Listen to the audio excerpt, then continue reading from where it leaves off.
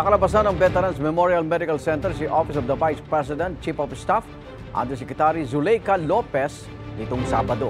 Kasunod yan ng release order sa kanya ng House of Representatives matapos niya makumpleto ang kanyang medical examination.